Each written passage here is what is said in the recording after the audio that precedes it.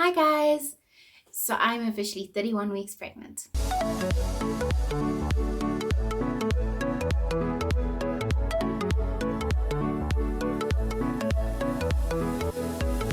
Yes, I've made it until the end of 31 weeks and a lot has happened since my last video update. So in my last video update, I hadn't done much for baby yet. I hadn't been feeling many symptoms or anything like that.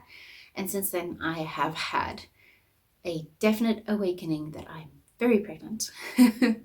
My bump has gotten very big and things are definitely progressing. So I saw the doctor 2 weeks ago and the baby was 1.5 kilograms roughly, weighing just a little bit higher than expected, slightly above the average, but still within the curve.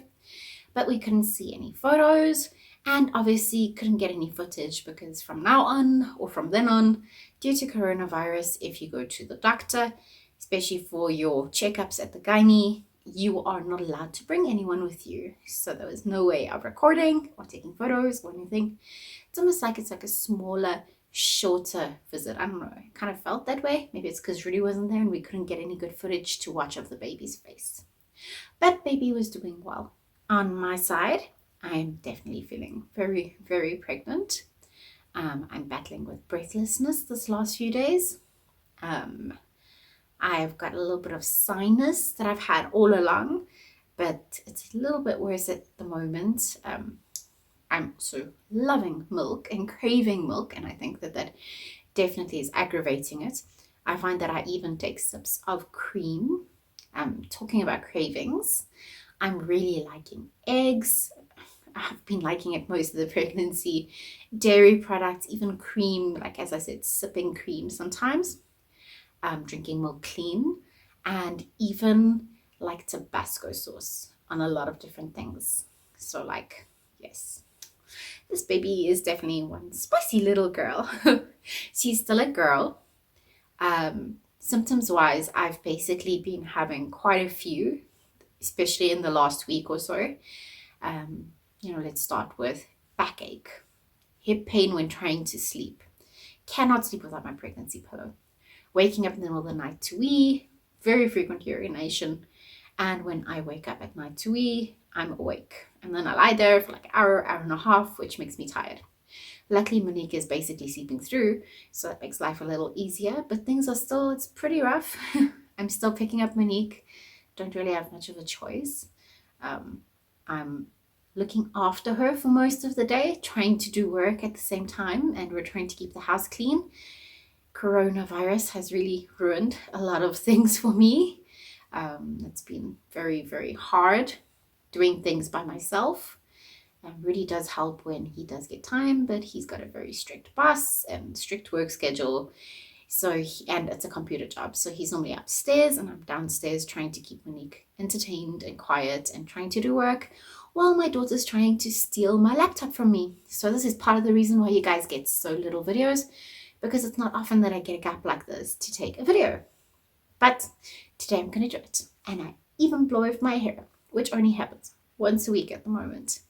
Yes, it's horrible, but this is the life of a mom who is trying to work and clean and look after a child. And, you get to a point where the choice is blow off your hair at 10 o'clock at night and wash and blow off once everything else is done, by which I'm in any case exhausted by that time, or otherwise just refer to waiting until Rudy can look after Monique so that I've got some time for myself to do things like this. Other symptoms wise, I've been getting cramps in my tummy. I think it's probably quite strong Braxton Hicks, painful Braxton Hicks, but not often. But during the last few weeks, I have had it to the point of considering going to the hospital, and luckily nothing happened any further than that. Also, I think I lost a part of my mucus plug. Yes, gross. Google what that is. Luckily there was no blood and it wasn't a huge amount, so it's obviously not the whole thing. And I did call my doctor and he told me that, unless I had blood or pain then, which I didn't, thank God I haven't had pain since then, then, I should be fine until I see him again, which is due for this Tuesday. These last few weeks, I've also been very, very busy prepping for baby. We have washed almost all of Monique's old stuff and sorted it all out. Everything except the toys are washed. Her bed is washed. The car seat is washed. Car seat has been causing so much troubles with Monique though, because Monique thinks it's her doo-doo. She calls it her doo-doo. And every time she sees it, she cries because she wants to sit in it. And she's at the point where she's slightly too big for it. So, it's not something that I could really do. And I'm afraid she's going to break it also. But like, she's infatuated with it. She loves it. Like, she thinks it's the best thing ever because it rocks a bit. And she just wants to sit in it. So really hoping she gets over it, or she doesn't sit on top of the baby when the baby's in there. Don't really know what to expect from her. Monique is also aware that I'm having a baby. I think as aware as a almost 2-year-old could be. I'm not too sure how she's going to react. I've been putting nappies on her dolls and, playing baby with the doll and telling her that she's a big girl. And we showed her a cartoon with the picture of a baby in the tummy to explain to her why my tummy is so big. And we often tell her that her sister's in my tummy and that there's a baby coming soon. And she seems quite excited, but, I never know what the future holds. I'm praying that she will be able to do everything that she should, and that she won't be too jealous, and that we get the best way of handling the both of them.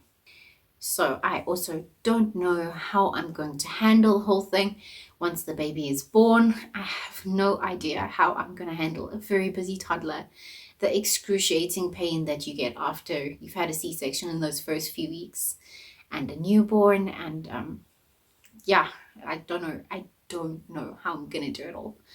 But by the grace of God, it's going to get done. And I'm very lucky to have a good support system around me. And I'm sure that Rudy will, step up, maybe wake up a bit earlier and work while the babies are sleeping so that he can help me a bit more.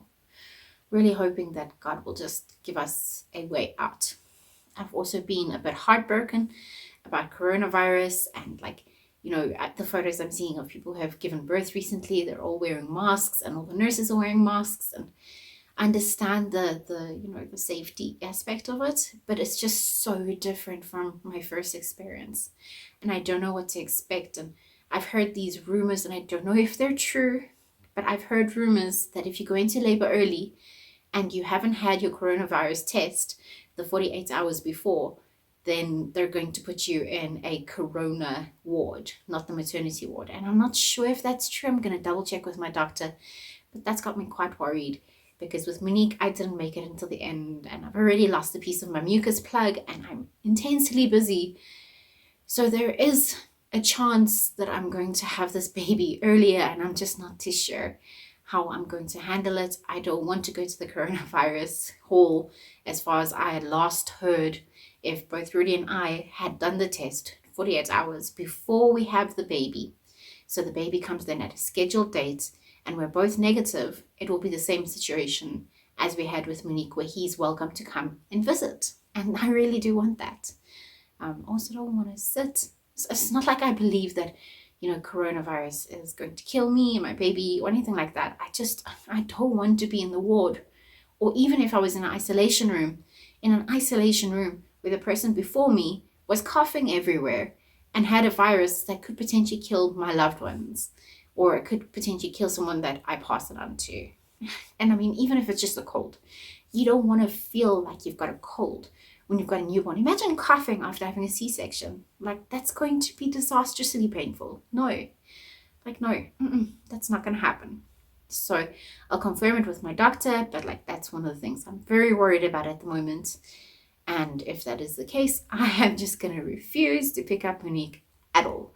So every single time that she needs to be picked up, I'm going to call Rudy downstairs from upstairs and wait until he can pick her up, because I don't want to have this baby early in that case.